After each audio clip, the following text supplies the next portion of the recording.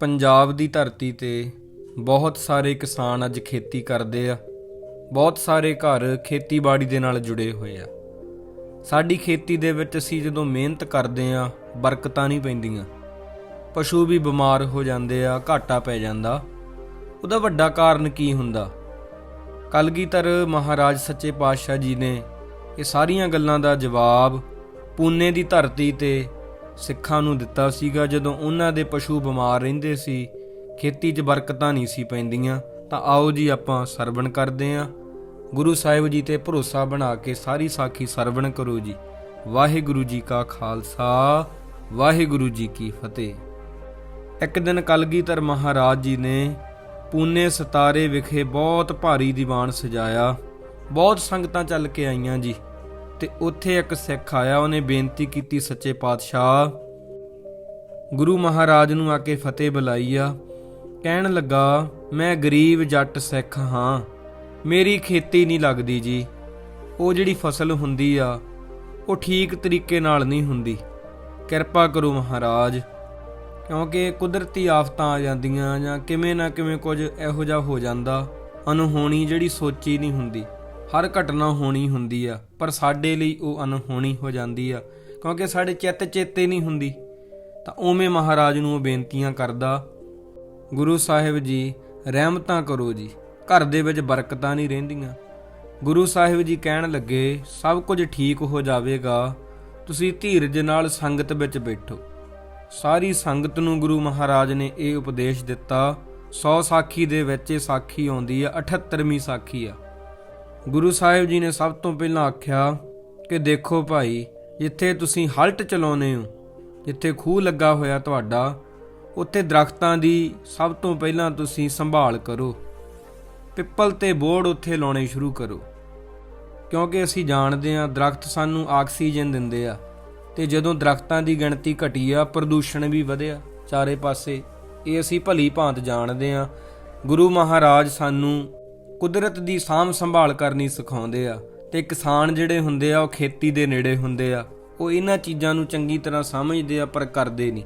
ਤਾਂ ਕਰਕੇ ਗੁਰੂ ਸਾਹਿਬ ਜੀ ਨੇ ਉਹ ਸਿੱਖ ਨੂੰ ਇਹ ਜਿਹੜੇ ਆ ਵੱਧ ਤੋਂ ਵੱਧ ਰੁੱਖ ਲਾਉਣ ਲਈ ਕਿਹਾ।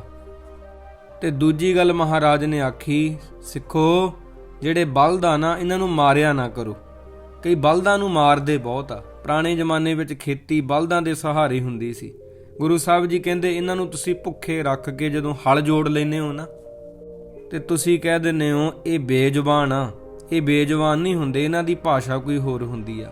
ਇਹਨਾਂ ਦੀਆਂ ਅੰਦਰੋਂ ਆਂਦਰਾਂ ਤਾਂ ਵੱਧ ਅਸੀਸਾਂ ਦਿੰਦੀਆਂ ਹੀ ਆ ਨਾ, ਵੀ ਸਾਨੂੰ ਭੁੱਖਿਆਂ ਨੂੰ ਜੋੜ ਲਿਆ। ਤੁਸੀਂ ਕਰਦੇ ਹੋ ਲਾਲਚ, ਤੇ ਇਹਨਾਂ ਦੀਆਂ ਵੱਧ ਅਸੀਸਾਂ ਹੀ ਤੁਹਾਨੂੰ ਲੱਗਦੀਆਂ ਨੇ। ਮਹਾਰਾਜ ਜੀ ਕਹਿਣ ਲੱਗੇ, ਸਿੱਖੋ ਬਲਦਾਂ ਨੂੰ ਮਾਰਿਆ ਨਾ ਕਰੋ। ਗੁਰੂ ਪਿਆਰਿਓ, ਗੁਰੂ ਨਾਨਕ ਦੇਵ ਜੀ ਮਹਾਰਾਜ ਨੇ ਕਰਤਾਰਪੁਰ ਸਾਹਿਬ ਦੀ ਧਰਤੀ ਤੇ ਬਲਦਾਂ ਨਾਲ ਖੇਤੀ ਕੀਤੀ। ਇਹਨਾਂ ਨੂੰ ਬੜਾ ਪਿਆਰ ਕੀਤਾ।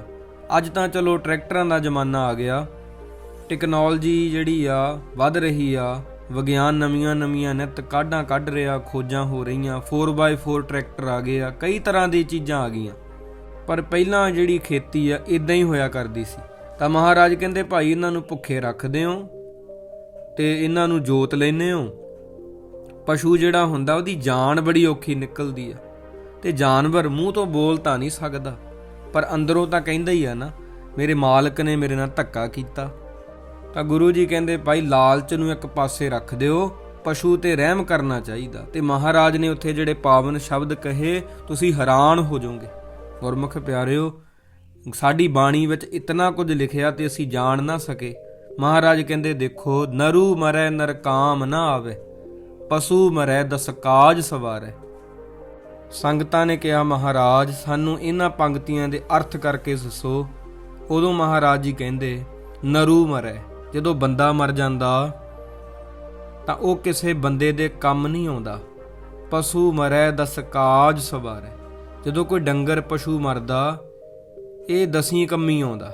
ਮਹਾਰਾਜ ਸੱਚੇ ਪਾਤਸ਼ਾਹ ਜੀ ਨੇ ਆਖਿਆ, ਕਿਉਂਕਿ ਇਹਦਾ ਚੰਮ ਆ, ਉਹਦੇ ਨਾਲ ਜੁੱਤੇ ਬਣਾਏ ਜਾਂਦੇ ਹੁੰਦੇ ਸੀਗੇ, ਚਮੜੇ ਤੋਂ ਜੁੱਤੀਆਂ ਗੰਢੀਆਂ ਜਾਂਦੀਆਂ ਸੀ ਪੁਰਾਣੇ ਜ਼ਮਾਨੇ ਵਿੱਚ। ਅੱਜ ਵੀ ਪਸ਼ੂਆਂ ਤੋਂ ਬਹੁਤ ਚੀਜ਼ਾਂ ਬਣਦੀਆਂ। ਇਵੇਂ ਜਦੋਂ ਪਸ਼ੂ ਮਰਦਾ ਤੇ 10 ਕਾਰਜ ਸਵਾਰਦਾ। ਬੰਦਾ ਜਦੋਂ ਮਰਦਾ ਹੈ ਕਿਸੇ ਕੰਮ ਨਹੀਂ ਆਉਂਦਾ।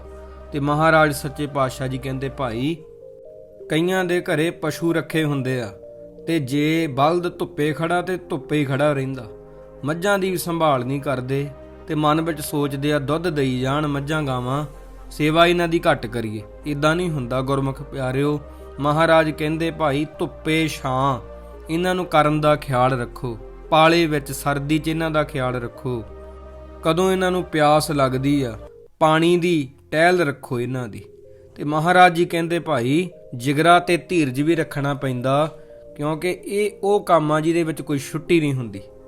ਜਿਨ੍ਹਾਂ ਨੇ ਘਰ ਵਿੱਚ ਪਸ਼ੂ ਰੱਖੇ ਹੁੰਦੇ ਆ ਦੇਖਿਓ ਉਹ ਕਦੇ ਵਿਹਲੇ ਨਹੀਂ ਹੁੰਦੇ, ਕੋਈ ਨਾ ਕੋਈ ਕੰਮ ਉਹਨਾਂ ਨੂੰ ਹੋ ਹੀ ਜਾਂਦਾ। ਤਾਂ ਇਹ ਧੀਰਜ ਵਾਲਾ ਕੰਮ ਆ। ਮਹਾਰਾਜ ਕਹਿੰਦੇ ਕ੍ਰੋਧੀ ਹੋ ਕੇ ਨਹੀਂ ਇਹ ਕੀਤਾ ਜਾ ਸਕਦਾ। ਤਾਂ ਉਹ ਸਿੱਖ ਹੱਥ ਜੋੜ ਕੇ ਬੈਠਾ ਵਾ ਤੇ ਮਹਾਰਾਜ ਦੇਖੋ ਭਾਈ ਪਸ਼ੂਆਂ ਦੀ ਸਾਂਭ ਸੰਭਾਲ ਬਾਰੇ ਦੱਸ ਰਹੇ ਆ, ਕੁਦਰਤ ਦੀ ਸਾਂਭ ਸੰਭਾਲ ਬਾਰੇ ਦੱਸ ਰਹੇ ਆ। ਫਿਰ ਗੁਰੂ ਸਾਹਿਬ ਜੀ ਨੇ ਉੱਥੇ 100 ਸਾਖੀ ਵਿੱਚ ਲਿਖਿਆ, ਬਹੁਤ ਵੱਡੀ ਗੱਲ ਕਹਿ ਦਿੱਤੀ ਵੀ ਜਿਹੜੇ ਜ਼ਿਮੀਂਦਾਰ ਹੁੰਦੇ ਆ ਉਹ ਖੇਤੀਬਾੜੀ ਕਰਦੇ ਆ ਜਾਂ ਕੋਈ ਵੀ ਖੇਤੀਬਾੜੀ ਕਰਦਾ, ਉਦੋਂ ਲੜਾਈਆਂ ਬਹੁਤ ਹੋਣ ਲੱਗ ਜਾਂਦੀਆਂ, ਨਿੱਕੀ ਨਿੱਕੀ ਵੱਟ ਪਿੱਛੇ ਉਹ ਲੜ ਪੈਂਦੇ ਆ, ਲੜ ਕੇ ਮਰ ਜਾਂਦੇ ਆ। ਤਾਂ ਗੁਰੂ ਸਾਹਿਬ ਜੀ ਕਹਿੰਦੇ ਭਾਈ ਇਹ ਚੰਗੀ ਗੱਲ ਨਹੀਂ। ਦੇਖੋ ਭਾਈ ਕੋਈ ਕੌਮ ਦੀ ਖਾਤਰ ਮਰਦਾ ਹੈ ਉਹ ਤਾਂ ਫਿਰ ਸ਼ਹੀਦ ਕਹਾਉਂਦਾ, ਪਰ ਜਦੋਂ ਕੋਈ ਜ਼ਮੀਨ ਦੇ ਟੁਕੜੇ ਦੀ ਖਾਤਰ ਐਵੇਂ ਨਿੱਕੀਆਂ ਨਿੱਕੀਆਂ ਲੜਾਈਆਂ, ਘਰਾਂ ਵਿੱਚ ਛੋਟੀਆਂ ਛੋਟੀਆਂ ਲੜਾਈਆਂ, ਕਲ ਕਲੇਸ਼, ਬੰਦਿਆਂ ਦੇ ਬਾਹਰ ਯੁੱਧ ਜਿਹੜੇ ਹੁੰਦੇ ਆ, ਇਹ ਕੋਈ ਚੰਗੀ ਗੱਲ ਨਹੀਂ ਮਹਾਰਾਜ ਕਹਿੰਦੇ। ਕਿਉਂਕਿ ਗੁਰੂ ਸਾਹਿਬ ਜੀ ਨੇ ਜਰ ਜੋਰੂ ਜ਼ਮੀਨ ਇਹਨਾਂ ਦੀ ਖਾਤਰ ਯੁੱਧ ਨਹੀਂ ਕੀਤਾ ਆਪ ਕਦੇ। ਸਾਰਾ ਇਤਿਹਾਸ ਤੁਸੀਂ ਪੜ੍ਹੋ, ਮਹਾਰਾਜ ਨੇ ਕਿਸੇ ਇਸਤਰੀ ਕਰਕੇ ਯੁੱਧ ਨਹੀਂ ਕੀਤਾ, ਜ਼ਮੀਨ ਕਰਕੇ, ਧਰਤੀ ਦੇ ਟੁਕੜੇ ਕਰਕੇ ਯੁੱਧ ਨਹੀਂ ਕੀਤਾ, ਪੈਸੇ ਲਈ ਯੁੱਧ ਨਹੀਂ ਕੀਤਾ। ਤੇ ਗੁਰੂ ਸਾਹਿਬ ਜੀ ਦਾ ਮਨੋਰਥ ਇਲਾਕਿਆਂ ਨੂੰ ਜਿੱਤ ਕੇ ਕਬਜ਼ੇ ਕਰਨਾ ਨਹੀਂ ਸੀਗਾ। ਤਾਂ ਮਹਾਰਾਜ ਕਹਿੰਦੇ ਭਾਈ ਦੇਖੋ ਤੁਹਾਨੂੰ ਮੈਂ ਖੇਤੀ ਨਾਲ ਸੰਬੰਧਿਤ ਗੱਲਾਂ ਹੋਰ ਵੀ ਦੱਸਣੀਆਂ। ਮਹਾਰਾਜ ਜੀ ਕਹਿੰਦੇ ਜ਼ਿਮੀਂਦਾਰ ਭਰਾਵਾਂ ਨੂੰ ਸਤਿਗੁਰੂ ਜੀ ਨੇ ਬੇਨਤੀ ਕੀਤੀ ਭਾਈ ਲੜਿਆ ਨਾ ਕਰੋ, ਆ ਮਨੁੱਖਾ ਜਨਮ ਇੱਕ ਵਾਰੀ ਮਿਲਦਾ, ਪੈਲੀਆਂ ਦੇ ਪਿੱਛੇ ਨੂੰ ਲੜ ਲੜ ਕੇ ਮਰ ਜਾਣਾ ਇਹ ਕੋਈ ਬਹੁਤੀ ਗਿਆਨ ਵਾਲੀ ਗੱਲ ਨਹੀਂ ਹੈਗੀ।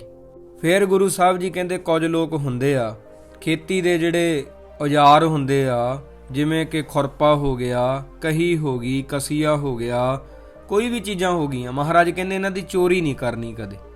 ਕਈ ਵਾਰੀ ਇਵੇਂ ਹੁੰਦਾ ਵੀ ਆਪਾਂ ਕਿਸੇ ਦੀ ਚੋਰੀ ਕਰਕੇ ਦੱਬ ਲੈਨੇ ਚੀਜ਼, ਇਹ ਆਮ ਹੋ ਜਾਂਦਾ ਵੀ ਉਹਦੀ ਕਈ ਰੱਖ ਲਈਏ ਆਪਾਂ, ਮਨ 'ਚ ਹੀ ਆ ਉਹਦਾ ਖੁਰਪਾ ਰੱਖ ਲਾਂ ਮੈਂ। ਇਵੇਂ ਵਾਲਾ ਬੰਦਾ ਕਦੇ ਵੀ ਕਾਮਯਾਬ ਨਹੀਂ ਹੋ ਸਕਦਾ। ਸਿੱਖੋ ਮਹਾਰਾਜ ਕਹਿੰਦੇ ਉਹ ਧੰਨ ਆ ਜਿਹੜੇ ਆਪਣੀ ਕਮਾਈ ਕਰਕੇ ਗਰੀਬਾਂ ਨੂੰ, ਭੁੱਖਿਆਂ ਨੂੰ, ਨੰਗਿਆਂ ਨੂੰ, ਉਹਨਾਂ ਨੂੰ ਵੰਡ ਕੇ ਛਕਦੇ ਉਹਨਾਂ ਦੇ ਨਾਲ।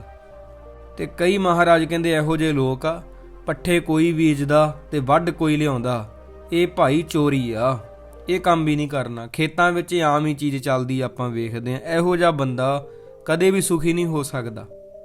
ਗੁਰੂ ਜੀ ਨੇ ਆ ਜਿਹੜੇ ਪੱਠੇ ਵੱਢਣ ਵਾਲਿਆਂ ਨੂੰ ਇਹਨੂੰ ਤੁੱਛ ਜੀ ਚੋਰੀ ਕਿਹਾ। ਮਹਾਰਾਜ ਕਹਿੰਦੇ ਇਹਦੇ ਨਾਲ ਬੰਦਾ ਧਰਮ ਹਾਰ ਜਾਂਦਾ, ਕਿਉਂਕਿ ਅਸੀਂ ਵੇਖ ਹੀ ਰਹੇ ਹਾਂ ਵੀ ਲੋਕਾਂ ਦਾ ਹਾਲ ਕੀ ਹੋਇਆ ਪਿਆ। ਤੇ ਪੱਠੇ ਵੱਢਦੇ ਆ ਕਿਸੇ ਦੇ, ਤੇ ਕਿਸੇ ਨੇ ਮੰਨ ਲਓ ਸਬਜ਼ੀ ਲਾਈ ਹੋਈ ਆ, ਉਹ ਸਬਜ਼ੀ ਤੋੜ ਲੈਣੀ, ਚੋਰੀ ਕਰੀ ਜਾਣੀ। ਕੋਈ ਬਾਗ ਲਾਇਆ ਹੋਇਆ, ਚੋਰੀ ਚੀਜ਼ ਲਿਆਉਣੀ। ਭਾਈ ਪੈਸੇ ਦੇ ਕੇ ਲਿਆਓ, ਉਹਨੇ ਵੀ ਮਿਹਨਤ ਕੀਤੀ ਆ। ਤਾਂ ਗੁਰੂ ਸਾਹਿਬ ਜੀ ਨੇ ਸਾਨੂੰ ਆਹ ਚੀਜ਼ਾਂ ਸਾਰੀਆਂ ਦੱਸੀਆਂ। ਗੁਰੂ ਸਾਹਿਬ ਜੀ ਜਦੋਂ ਬੇਨਤੀਆਂ ਕਰੀ ਜਾਂਦੇ ਆ, ਇੱਕ ਸਿੱਖ ਹੱਥ ਜੋੜ ਕੇ ਕਹਿਣ ਲੱਗਾ ਮਹਾਰਾਜ ਮੈਂ ਆਪਣੀ ਹੱਡ ਬੀਤੀ ਤੁਹਾਨੂੰ ਦੱਸਣੀ ਚਾਹੁੰਦਾ। ਗੁਰੂ ਮਹਾਰਾਜ ਮੈਂ ਨਾ ਦਸਵੰਧ ਕੱਢਿਆ, ਜਿੰਨੀ ਵੀ ਮੈਨੂੰ ਕਮਾਈ ਹੁੰਦੀ ਸੀ, ਕਮਾਈ ਦਾ 10ਵਾਂ ਹਿੱਸਾ ਕੱਢਿਆ ਕਿ ਗਰੀਬਾਂ ਦੇ ਲੇਖੇ ਲਾਵਾਂਗਾ। ਤੇ ਮਹਾਰਾਜ ਉਹ 200 ਰੁਪਈਆ ਹੋ ਗਿਆ। ਤੇ ਮੈਂ ਆਖਿਆ ਇਹ ਮੈਥੋਂ ਵਰਤਿਆ ਜਾਵੇਗਾ ਤੇ ਕਿਉਂ ਨਾ ਮੈਂ ਕਿਸੇ ਸਿੱਖ ਨੂੰ ਦੇ ਦੇਵਾਂ। ਉਹਨੇ 200 ਰੁਪਈਆ ਕੀ ਕੀਤਾ, ਕਹਿਣ ਲੱਗਾ ਮਹਾਰਾਜ ਜੀ ਮੈਂ ਇੱਕ ਸਿੱਖ ਨੂੰ ਦੇ ਦਿੱਤਾ ਵੀ ਜਦੋਂ ਮੈਂ ਗੁਰੂ ਸਾਹਿਬ ਜੀ ਕੋਲ ਜਾਣਾ ਹੋਇਆ ਤੁਰਦੀ ਵਾਰੀ ਤੇ ਇੱਥੋਂ ਲੈ ਜਾਵਾਂਗਾ। ਤੇ ਉਸਨੇ ਅੱਗੋਂ ਕਿਹਾ ਕਿ ਇਹ ਤਾਂ ਭਾਈ ਗੁਰੂ ਜੀ ਦੇ ਪੈਸੇ ਆ, ਮੈਨੂੰ ਹੱਥ ਨਹੀਂ ਲਾਵਾਂਗਾ। ਤੇ ਉਸ ਤੋਂ ਬਾਅਦ ਮੈਂ ਕੀਰਤਨ ਸੋਹਿਲਾ ਜੀ ਦਾ ਪਾਠ ਕੀਤਾ ਤੇ ਮੈਂ ਨੀਂਦ ਵਿੱਚ ਚਲਾ ਗਿਆ ਮਹਾਰਾਜ। ਤੇ ਮੈਨੂੰ ਨਹੀਂ ਸੀ ਪਤਾ ਗੁਰੂ ਮਹਾਰਾਜ ਉਹਨੇ ਹੋਰਾਂ ਨਾਲ ਰਾਤ ਨੂੰ ਸਲਾਹ ਕਰ ਲਈ। ਉਹਨੇ ਕੁਝ ਬੰਦੇ ਸੱਦ ਲਏ ਤੇ ਆਖਿਆ ਕਿ ਆਹ ਫਲਾਣਾ ਬੰਦਾ, ਇਹਨੂੰ ਮੈਂ ਰਾਤ ਨੂੰ, ਅੱਧੀ ਰਾਤ ਨੂੰ ਤੋੜ ਦਿਆਂਗਾ ਤੇ ਤੁਸੀਂ ਇਹਦੇ ਪਿੱਛੇ ਜਾਇਓ ਤੇ ਹਮਲਾ ਕਰ ਦਿਓ, ਇਹਦੇ ਕੋਲ 200 ਰੁਪਈਆ ਨੂੰ ਲੁੱਟ ਲਿਓ। ਤੇ ਮਹਾਰਾਜ ਉਹਨੇ ਮੈਨੂੰ ਅੱਧੀ ਰਾਤ ਆਪਣੇ ਘਰੋਂ ਤੋਰਿਆ। ਉਹਦੇ ਦਿਲ ਵਿੱਚ ਖੋਟ ਸੀਗੀ। ਮੈਂ ਧਰਮਸ਼ਾਲਾ 'ਚ ਆ ਗਿਆ, ਜਪਜੀ ਸਾਹਿਬ ਦੇ 5 ਪਾਠ ਕੀਤੇ ਆ ਤਾਂ ਸਤਿਗੁਰੂ ਮਹਾਰਾਜ ਮੈਂ ਆਪ ਜੀ ਦੀ ਬਾਣੀ ਜਦੋਂ ਨਿਤਨੇਮ 5 ਪਾਠ ਜਪਜੀ ਸਾਹਿਬ ਦੇ ਕੀਤੇ ਆ, ਉਹ ਵੱਡਾ ਸੰਕਟ ਟਲ ਗਿਆ। ਜਿਹੜੇ ਮੈਨੂੰ ਮਾਰਨਾ ਚਾਹੁੰਦੇ ਸੀ, ਇਹੋ ਜੀ ਉਹਨਾਂ ਦੀ ਦੁਰਦਸ਼ਾ ਹੋ ਗਈ, ਆਪਸ ਵਿੱਚ ਹੀ ਲੜ ਕੇ ਮਰ ਗਿਆ। ਕਿਉਂਕਿ ਰਸਤੇ ਵਿੱਚ ਆਉਂਦੇ ਕਹਿਣ ਲੱਗੇ ਮੈਂ ਅੱਧਾ ਹਿੱਸਾ ਲਵਾਂਗਾ, ਦੂਜਾ ਕਹਿਣ ਲੱਗਾ ਮੈਂ ਇਤਨਾ ਹਿੱਸਾ ਲਵਾਂਗਾ। ਆਪਸ ਵਿੱਚ ਉਹਨਾਂ ਦੀ ਲੜਾਈ ਹੋ ਗਈ ਤੇ ਲੜ ਕੇ ਆਪਸ ਵਿੱਚ ਹੀ ਇੱਕ ਦੂਜੇ ਨੂੰ ਮਾਰ ਦਿੱਤਾ ਉਹਨਾਂ ਨੇ। ਗੁਰੂ ਮਹਾਰਾਜ ਕਹਿੰਦੇ ਭਾਈ ਬਚਨ ਹੋਇਆ, ਪਾਪੀ ਕਰਮ ਕਮਾਵਦੇ ਕਰਦੇ ਹਾਏ ਹਾਏ, ਨਾਨਕ ਜਿਉ ਮੱਥਨ ਮਾਧਾਣੀਆਂ ਤਿਉ ਮੱਥੇ ਧਰਮ ਰਾਏ। ਗੁਰੂ ਸਾਹਿਬ ਜੀ ਕਹਿੰਦੇ ਭਾਈ ਪਾਪੀ ਬੰਦੇ ਦਾ ਤਾਂ ਹਾਲ ਹੀ ਇਹ ਹੁੰਦਾ ਕਿ ਪਾਪ ਕਮਾਉਂਦਾ ਹੈ। ਪਾਪੀ ਕਰਮ ਕਮਾਵਦੇ, ਪਾਪੀ ਬੰਦੇ ਦਾ ਕੀ ਕੰਮ ਹੁੰਦਾ ਕਿ ਉਹਨੇ ਪਾਪ ਕਮਾਉਣੇ ਹੁੰਦੇ ਆ, ਤੇ ਬਾਅਦ ਵਿੱਚ ਜਦੋਂ ਇਤਨਾ ਜ਼ਿਆਦਾ ਪਾਪ ਕਮਾ ਲੈਂਦੇ ਆ ਫੇਰ ਕੀ ਕਰਦੇ ਆ, ਕਰਦੇ ਹਾਏ ਹਾਏ।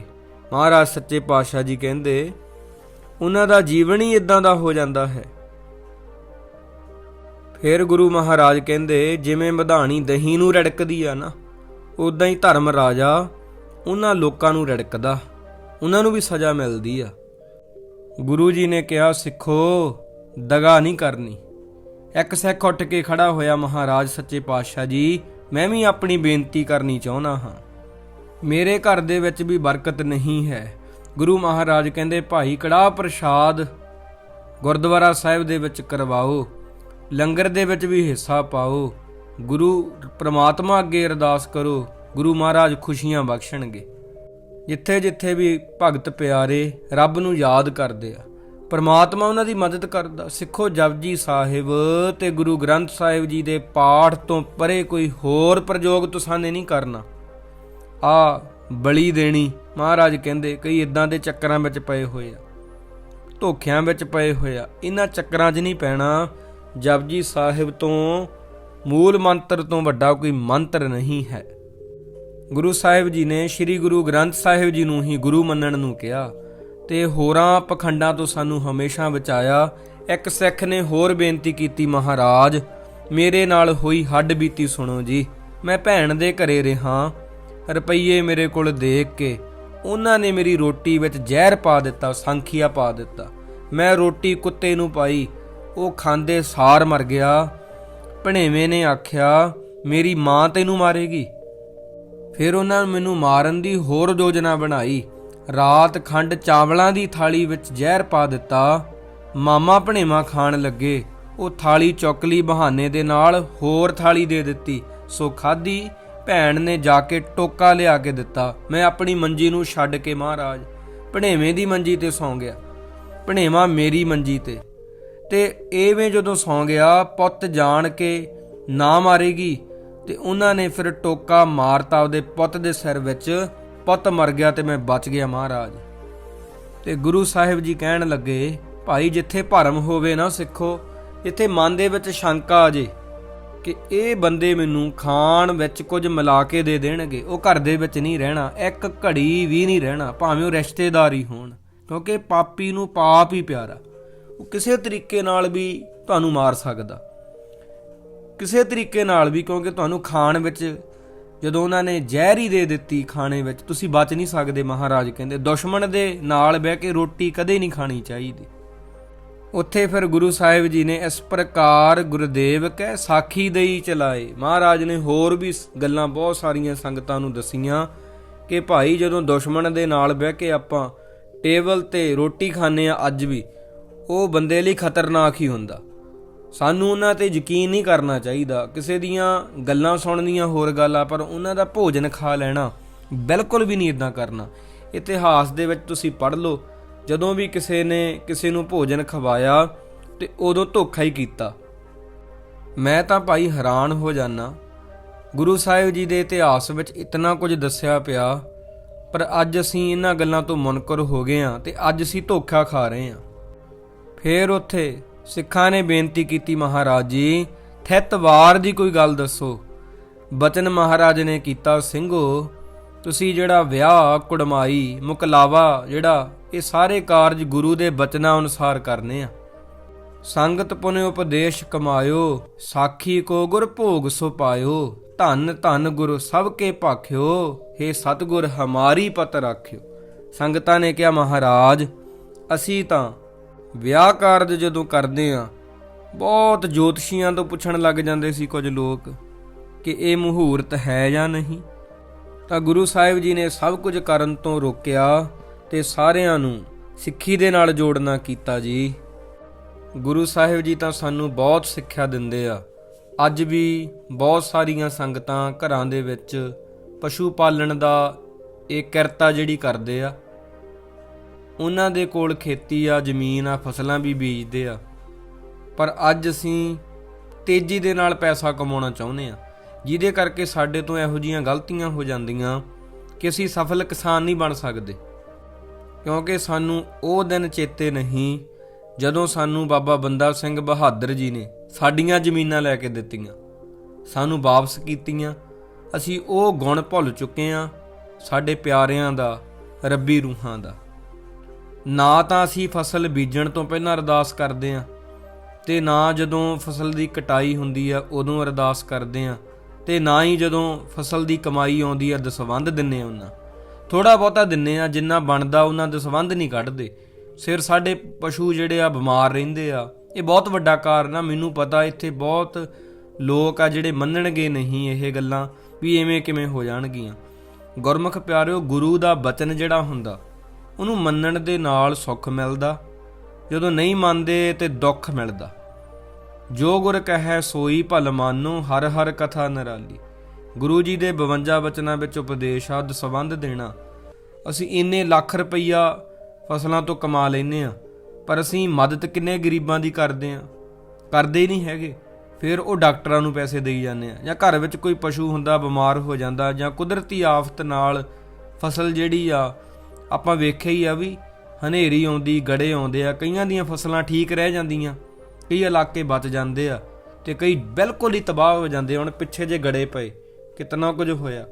ਤੇ ਮੈਂ ਤੁਹਾਨੂੰ ਕਹੂੰਗਾ ਵੀ ਇਹ ਚੀਜ਼ਾਂ ਦਸਵੰਧ ਦੇਣਾ, ਹੁਣ ਤੁਸੀਂ ਕਹੋਗੇ ਇਹਦਾ ਫਸਲ ਨਾਲ ਕੀ ਮਤਲਬ?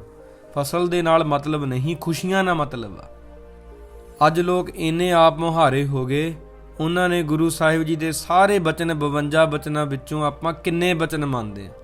ਗੁਰੂ ਸਾਹਿਬ ਜੀ ਦੇ 52 ਬਚਨਾਂ ਕਿਰਤ ਧਰਮ ਦੀ ਕਰਨੀ, ਇਹ ਤਾਂ ਗੁਰੂ ਸਾਹਿਬ ਜੀ ਦਾ ਪਹਿਲਾ ਬਚਨ ਹੀ ਆ ਕਿ ਸਾਨੂੰ ਧਰਮ ਦੀ ਕਿਰਤ ਕਰਨੀ ਚਾਹੀਦੀ ਹੈ। ਤੇ ਦੂਜਾ ਬਚਨ ਦਸਵੰਧ ਦੇਣਾ। 52 ਬਚਨਾਂ ਦੇ ਵਿੱਚੋਂ ਦੂਜਾ ਬਚਨ ਦਸਵੰਧ ਦੇਣਾ, ਤੇ ਤੀਜਾ ਬਚਨ ਗੁਰਬਾਣੀ ਕੰਠ ਕਰਨੀ ਆ। ਚੌਥਾ ਬਚਨ ਅੰਮ੍ਰਿਤ ਵੇਲੇ ਜਾਗਣਾ, ਕੋਈ ਕੋਈ ਜਾਗਦਾ। ਪੰਜਵਾਂ ਬਚਨ ਪਿਆਰ ਦੇ ਨਾਲ ਗੁਰਸਿੱਖਾਂ ਦੀ ਸੇਵਾ ਕਰਨੀ, ਮਹਾਰਾਜ ਨੇ ਕਹੀ। ਤੇ ਛੇਵਾਂ ਬਾਣੀ ਦੇ ਅਰਥ ਵੀ ਸਮਝਣੇ ਆ ਜੀ ਗੁਰਮੁਖ ਪਿਆਰਿਆਂ ਦੇ ਪਾਸੋਂ। ਸੱਤਵਾਂ ਬਚਨ 5 ਕਕਾਰਾਂ ਦੀ ਜਿਹੜੀ ਰਹਿਤ ਆ ਦ੍ਰਿੜ ਰੱਖਣੀ ਆ। 8ਵਾਂ ਬਚਨ ਗੁਰੂ ਮਹਾਰਾਜ ਜੀ ਦਾ ਸ਼ਬਦ ਦਾ ਅਭਿਆਸ ਕਰਨਾ। 9ਵਾਂ ਬਚਨ ਸਤਿਗੁਰੂ ਮਹਾਰਾਜ ਜੀ ਦਾ ਧਿਆਨ ਸਤ ਸਰੂਪ ਸਤਿਗੁਰੂ ਜੀ ਦਾ ਕਰਨਾ ਹੈ। ਤੇ 10ਵਾਂ ਬਚਨ ਸਤਿਗੁਰੂ ਗੁਰੂ ਗ੍ਰੰਥ ਸਾਹਿਬ ਜੀ ਨੂੰ ਹੀ ਆਪਣਾ ਗੁਰੂ ਮੰਨਣਾ ਹੈ। 11ਵਾਂ ਬਚਨ ਸਾਰੇ ਕਾਰਜਾਂ ਦੀ ਆਰੰਭ ਵੇਲੇ ਅਰਦਾਸ ਕਰਨੀ ਹੈ। ਨਹੀਂ ਕਰਦੇ ਆਪਾਂ? ਕਰਦੇ ਹਾਂ ਜੀ, ਨਹੀਂ ਕਰਦੇ। 12ਵਾਂ ਬਚਨ ਜੰਮਣ ਮਰਨ ਵਿਆਹ ਆਨੰਦ, ਇਹਦੇ ਸਮੇਂ ਜਪਜੀ ਸਾਹਿਬ ਦਾ ਪਾਠ ਕਰਕੇ ਕੜਾਹ ਪ੍ਰਸ਼ਾਦ ਤਿਆਰ ਕਰਨਾ, ਆਨੰਦ ਸਾਹਿਬ ਜੀ ਦਾ ਪਾਠ ਕਰਨਾ, ਅਰਦਾਸ ਕਰਨੀ ਹੈ। ਗੁਰਮੁਖ ਪਿਆਰਿਓ, ਤਾਂ ਮਹਾਰਾਜ ਜੀ ਦੇ ਇਸ ਤਰ੍ਹਾਂ ਸਾਨੂੰ 52 ਬਚਨ ਬਖਸ਼ੇ ਹੋਏ ਆ, ਪਰ ਅਸੀਂ ਇਹਨਾਂ ਨੂੰ ਨਾ ਤਾਂ ਪੜ੍ਹਦੇ ਹਾਂ ਤੇ ਨਾ ਹੀ ਇਹਨਾਂ ਨੂੰ ਸਮਝਦੇ ਹਾਂ ਤੇ ਨਾ ਹੀ ਮੰਨਦੇ ਹਾਂ। ਜਦੋਂ ਪੜ੍ਹਨ ਲੱਗ ਗਏ, ਸਮਝਣ ਲੱਗ ਗਏ, ਮੰਨਣ ਵੀ ਲੱਗ ਜਾਵਾਂਗੇ। ਗੁਰਮੁਖ ਪਿਆਰਿਓ, ਮਹਾਰਾਜ ਜੀ ਦੇ ਸੱਚੇ ਪਾਤਸ਼ਾਹ ਜੀ ਦੇ ਬਹੁਤ ਸੁੰਦਰ ਬਚਨ ਆ। ਨਿੰਦਿਆ ਚੁਗਲੀ ਕਰਕੇ ਕਿਸੇ ਦਾ ਕੰਮ ਨਹੀਂ ਵਿਗਾੜਨਾ, ਮੱਤ ਉੱਚੀ ਤੇ ਸੁੱਚੀ ਰੱਖਣੀ ਆ, ਝੂਠੀ ਗਵਾਹੀ ਨਹੀਂ ਦੇਣੀ, ਸਹੁੰ ਖਾਣ ਵਾਲੇ ਤੇ ਯਕੀਨ ਨਹੀਂ ਕਰਨਾ, ਚੋਰੀ ਯਾਰੀ ਠੱਗੀ ਧੋਖਾ ਦਗਾ ਨਹੀਂ ਕਰਨਾ, ਲੰਗਰ ਪ੍ਰਸ਼ਾਦ ਇੱਕ ਰਸ ਵਰਤਾਉਣਾ, ਤੇ ਰਾਜਨੀਤੀ ਵੀ ਪੜ੍ਹਨੀ ਆ, ਦੂਜੇ ਧਰਮਾਂ ਦੀਆਂ ਕਿਤਾਬਾਂ ਵੀ ਪੜ੍ਹਨੀਆਂ, ਪਰ ਨਿਹਚਾ ਗੁਰਬਾਣੀ ਤੇ ਰੱਖਣਾ ਵਾ। ਇਹ 10ਵੇਂ ਪਾਤਸ਼ਾਹ ਜੀ ਦੇ ਬਚਨ ਹੋਏ ਆ। 52 ਬਚਨਾਂ ਵਿੱਚੋਂ ਮੈਂ ਥੋੜ੍ਹੇ ਜਿਹੇ ਬਚਨ ਆਪ ਜੀ ਦੇ ਨਾਲ ਸਾਂਝੇ ਕੀਤੇ ਅੱਜ, ਕਿਉਂਕਿ ਇੱਕ ਚੰਗਾ ਕਿਸਾਨ ਜੇ ਬਣਨਾ ਚਾਹੁੰਦੇ ਹੋ ਤਾਂ ਗੁਰੂ ਦੇ ਬਚਨਾਂ ਅਨੁਸਾਰ ਖੇਤੀ ਕਰੋ ਭਾਈ।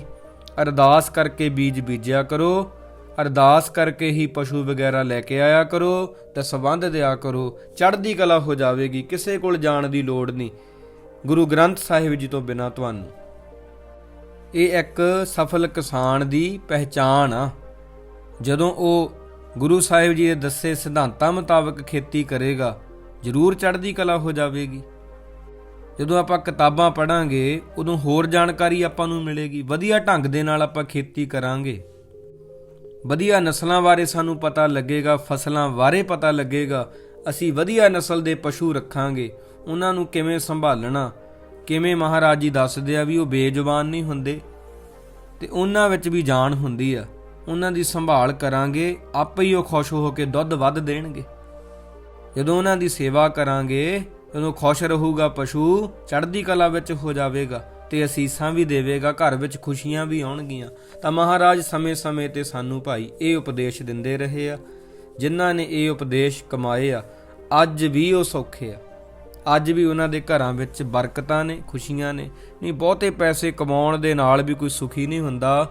ਕਮਾਉਂਦੇ ਕਈ ਬਹੁਤ ਆ, ਲਟਾਉਂਦੇ ਵੀ ਕਈ ਬਹੁਤ ਆ। ਕਈ ਥੋੜੇ ਜਿਹੇ ਪੈਸੇ ਕਮਾਉਂਦੇ ਆ, ਉਹਨੇ 'ਚ ਹੀ ਬਰਕਤ ਪਈ ਜਾਂਦੀ ਆ। ਕਈ ਬਹੁਤ ਕਮਾਉਂਦੇ ਆ, ਡਾਕਟਰਾਂ ਨੂੰ ਹੀ ਦੇਈ ਜਾਂਦੇ ਆ। ਤੇ ਮੈਂ ਆਪ ਜੀ ਨੂੰ ਕਹੂੰਗਾ, ਇਹ ਮਹਾਰਾਜ ਦੀ 100 ਸਾਖੀ ਵਿੱਚ ਬਚਨ ਆ।